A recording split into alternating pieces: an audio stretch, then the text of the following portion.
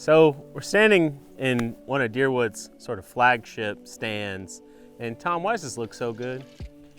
Because it's frequently burned, probably every year to 18 months, and it's maintained with fire. This is all a result of fire and good fire techniques and good fire management and good burners and just dedication by certain people that enjoy it. And it's got good solid trees, and it was thin, and it's probably the best managed piece of property on our land. Yeah, so you burned this year with in March or late February. Yeah, probably. What was the parameters of that? If I remember right, we probably had 35 RH because I kind of like that. I know I had less than the 10-mile-an-hour surface winds, nothing crazy. On the ground level, it's probably 6 or 7 mile an hour wind, nice winds, and it was comfortable. It's in the 70s. So, like I said, I had nice parameters, and I remember Catherine actually said, "Hey, good fire weather," and I had identified some stuff that I was waiting for the right weather, and I got the right weather, and I said, "Let's go." Now you can tell the difference here. That was a lot later than this. And I like both. I mean, they're different, but I like both. The part to our right was burned in April. And it did exactly what I wanted. It was near a couple of gum ponds that I did not want the fire to get into the edge of because it had a buildup of fuel, and I wanted to take it at a different time, so we burned it at that point. And then this piece on the left was burned in almost June, I think. And the difference to me is obvious. And I like both. And going through the seasons, you get different things bloom and different things that make seed for the animals, critters. And I will probably try to vary it more. The one over here, I've typically burned it at about that same time for a number of years in a row, and I think it's time to vary the interval. We burned a stand that you had long unburned and put one fire in that had 15-foot tall sweet gum. And if you could kind of talk about that unit and your burn experience and then our burn experience and some of the outcomes. I noticed for the first couple of years when you burn a place like that, it doesn't look better, it looks worse because you got these dead sweet gum trees falling everywhere. It just looks like a mess. And vines dead up in the tops of the trees. So to the uninformed observer, it just looks like a wreck. But the second year we burned it, all that stuff burned up, and now it's beautiful wood.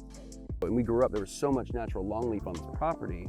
As we've gone through the years and started doing timber harvest and work with our conservation easement, work with tall timbers, one of the big focuses overall has been improving the natural regeneration of longleaf. Planting where you need to plant, but just keep incorporating. And that includes selective harvest of things that are, more loblolly, less shortleaf, because shortleaf has now come around as we used to think of it as the old kind of garbage pine field. That has changed. Great information on that has changed. And we now look at the shortleaf on this property that's here as a lot more valuable and special and wow, and not as like, it's just one of those pines. So anyway, trying to get back to more longleaf and open canopy. That's awesome. And so how has that changed your seasonality and frequency in your burn units on your property? Yeah, and one of the things that helped is that, to Dad's benefit and credit, he would always wait to burn until I was here if he could. So he would wait and say, "What week are you coming home?" And whatever week, wherever I was teaching or wherever I was in school, spring break was usually that time. So when's your spring break? First week of April. And I would come down for the whole week, and we would do most of our turkey hunting, and we would burn. And it was like what we did. But that also meant that most of our fire was contained to early growing season. Mm-hmm. Rarely did we do late growing season, except for burning off food plots. It just wasn't something we did. We were always in that spring window. Over the last 5-6 years since I moved home, we've started expanding that a lot more. And now I have whole blocks that, we're gonna save this for fall. And actually for the first time, got some of those blocks burned in fall, just Labor Day, earlier this month. And that's the first time I can remember doing on this property a fall fire in the late growing season. So now, because of convenience and freedom, we've really expanded the window from which we burn. Burn year round now. Can you talk about some prescriptions that you might want to see in the early, so weather that you might want to see in the early growing season versus now? What's comfortable for you? I think this past year I've gotten the most knowledge from my experiences because I've done more burning on other people's property and I've attended some more training. But I like the March-April window for most of my property, but I'll go throughout the year.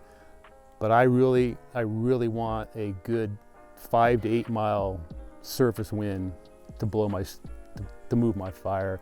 I think what I've learned since last growing season is I might have good RH, but I don't have the wind. And I've tried with a 1 to 2 mile an hour wind, but you're not going to push our backfire's not going to work through all that stuff with that one kind of wind.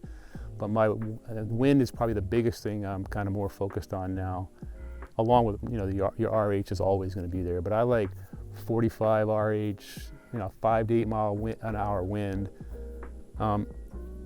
My property setup, I can pretty much burn something with any wind. I'm very cognizant of smoke getting on my roads. I do what I can to keep that down. I think I'm pretty good at it. But I like the RH 45, 50. I don't like to get into temperatures over 85 degrees. This past year we got into the 90s.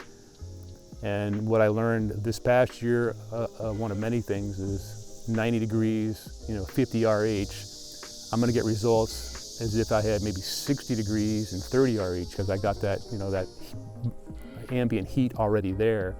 And I think, again, this past year, that's one of the biggest things I took away was that high temperature, burning hot, and I'm gonna get some really good results in the property. I got a growing season burn I did right at the end of July across the road where I had 8 to 10 foot thick understory, and I pushed a flanking fire, kind of a head fire through there, real small fire, and if you look at it, it looks like it's 100% black, and it looks really nice.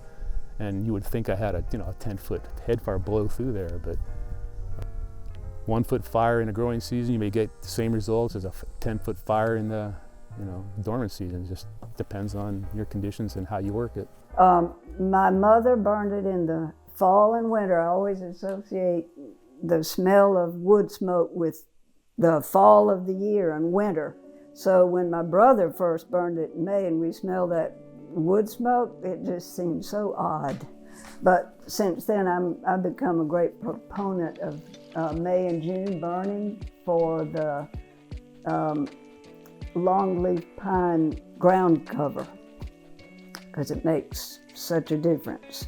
This block right back here, it had some spotty little patches of wiregrass, and I knew that it needed to be burned in May and June. This was just in recent years, like the last 20 years, not recent to young people, but recent to me. I started burning it in May, thinking that it would make that wiregrass red. And so every other year for 10 years, I'd burn it in May or June every other year. And I think it was just a couple of years ago in the fall, I was riding down the fire lane, and it was a fall late evening. I looked up the hill, I saw this golden glow on top of that hill. It was wiregrass in bloom. It was a meadow of wiregrass that I had caused by my judicious burning. Third generation.